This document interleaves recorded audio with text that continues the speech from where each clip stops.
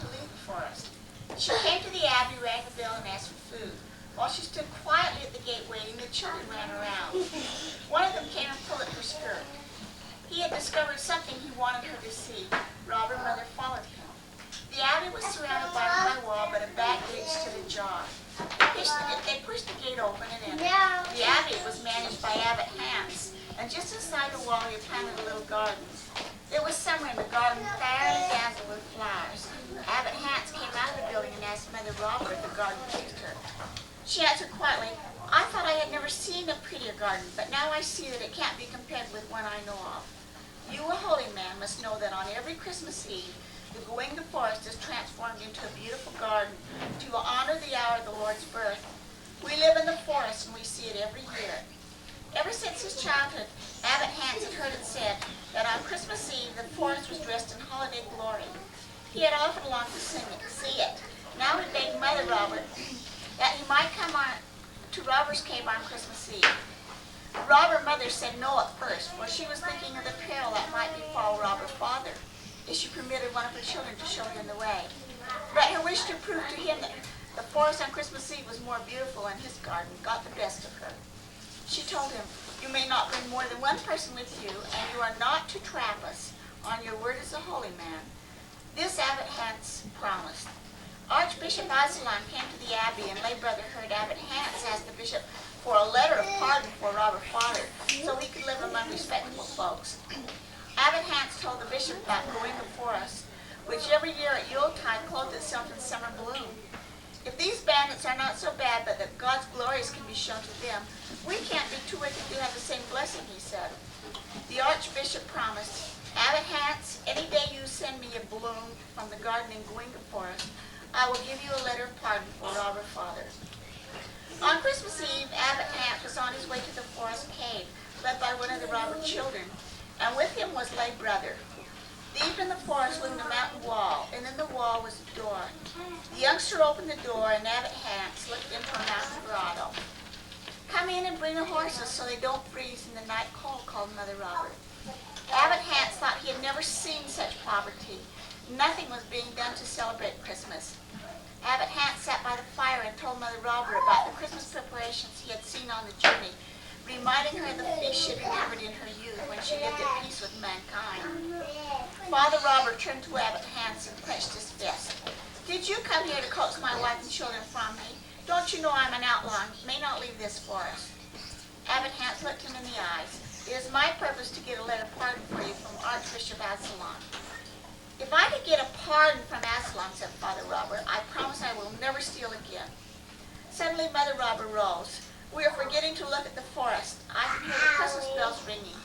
They all sprang up and rushed outside. After a few moments, a sudden illumination penetrated the forest. The darkness merged into daybreak, and Abbot Hans and lay brother saw the snow vanish, the earth taking on a green covering, spring blossoms shooting upward. Trees burst into bloom. Woodpeckers whistled. Gwynga forest is a pretty little place.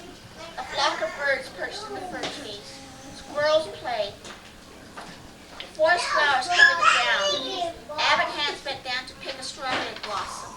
It ripened in his hand. A fox came from her lair with her litter, scratched at Mother Robert's skirt, begging for admiration of her young. Father Robert sat on a marsh eating raspberries. A bear lumbered up and reached for the raspberries. Father Robert swatted him with a willow and said, "Go find your own raspberries." The bear lumbered off. The loveliest roses climbed the mountain wall. Abbot Hans wanted to pick a flower for Bishop Aslan, but each new flower was lovelier than the last. Then all grew still.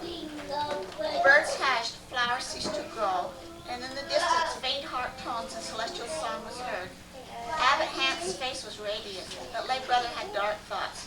"This cannot be a true miracle, since it is shown to outlaws. It cannot come from God. It must be of Satan." Angels could be seen nearing through the forest trees. Lay brother saw them too. But back of it all, he saw only evil. Birds permitted Hans to take them in his hands, but all the animals were afraid of lay brother. Angels were so near that Abbot Hans knelt in reverent greeting. Then came a little dove with the courage to light on lay brother's shoulder. Lay brother struck out at the dove with his hand and cried in a voice that rang through the forest, "Go back to hell where you came from." heavenly song was hushed, and the holy guests turned in flight. The unspeakable terror of the hardness of a human heart. Darkness sank, frost came, animals and birds hastened away, leaves dropped. Hans felt his heart contract with insufferable agony. I shall never outlive this. Angels wanted to sing a Christmas carol for me and were driven to flight, he thought. Then he remembered the flower, and at the last moment he fumbled into the leaves and moss for a blossom. The ground under his fingers froze and snow covered the earth. His heart failed, and he fell dead on the snow. At the Abbey, those who took charge of his body saw that his hand gripped something at the moment of death, and lay brother took 2 bowls from the dead fist. He planted them in Hans's garden and waited. Spring, summer, and autumn passed, but no blossoms. When Christmas Eve came, lay brother wandered into the garden to think of Hans. Look, in the spot where he had planted the bulbs, he saw beautiful flowers with silver white leaves. He carried the flowers to Bishop Absalom. The man sat in silence for a moment, and then he said, Abbot Hans has kept his word, and I will keep mine. He handed a letter of pardon to lay brother, who immediately departed for Robber's Cave. When he stepped into the cave on Christmas Day, Father Robber came toward him with threatening face. It must be your fault that the forest did not dress itself in Christmas bloom last night, he muttered. The fault is mine, said lay brother. Then he delivered his letter. Robber Father was speechless, and Mother Robber said, Abbot Hans has kept his word, and Father Robber will keep his. The family left the cave, and lay brother moved in and lived alone in constant prayer that his hard-heartedness might be forgiven. But Gwyn the forest never again celebrated the hour that saved his birth. All its glory lives today only in the plant which Hans plucked, and which has been given the name the Christmas Rose.